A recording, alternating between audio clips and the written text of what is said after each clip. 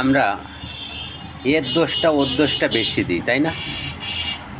এ খারাপ, ও খারাপ, অমুক খারাপ, তমুক খারাপ, আমি খারাপ। আমরা খারাপটা হব না যে কে, এটি কি কখনো ভাবছেন কেউ? প্রতিটা খাবারের থেকে তৈরি হয় আমাদের সব কিছু ভালো।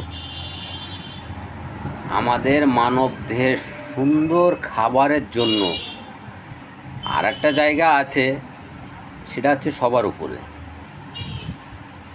ওটা আমি ও কথাগুলো আনবো না, তবে আমি এটুকু বলবো যে আমরা কোনো ভালো খাবার খাচ্ছি না, আমরা খাচ্ছি বিষ। আর বিষ খালি কী হয়?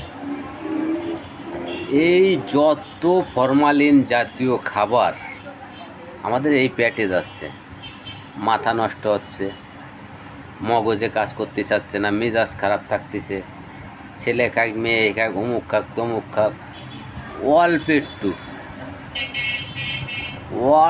একটু ধারণ ক্ষমতা আমাদের।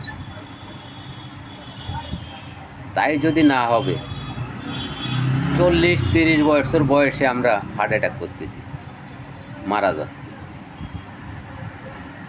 পোলট্রি মুরগি যেরকম গ্যাটাস করে ব্রেক করে, আমরাও ফ্যাটাস করে ব্রেক করতেছি, তাই না?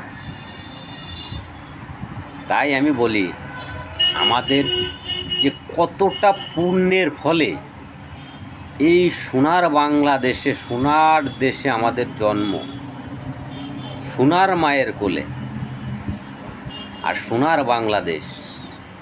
এই যে কত বড় ভাগ্য করে দুনিয়ায় আইছি, তা বলে বোঝাতে পারবো না। কিন্তু আমাদের কর্মক্ষেত্রটা দেখেন, কর্মক্ষেত্রটা সম্পূর্ণ চিন্তা ভাবনা, কর্মক্ষেত্র খুব খারাপ। আমরা নিজেরা নদীর চুনো মাছ পাশে নিজেদের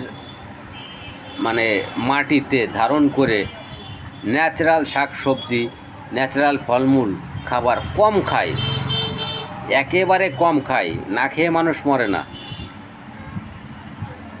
এগুলো যদি আমাদের দেহে দিই, আমার মনে হয় দেহটাও ভালো থাকবে, মগজটাও ভালো হবে। অনেক খারাপ জায়গা, অনেকে চলে গেছে, সেখান থেকেও তাকে এই মগজে ফিরেই নিয়ে আসবে।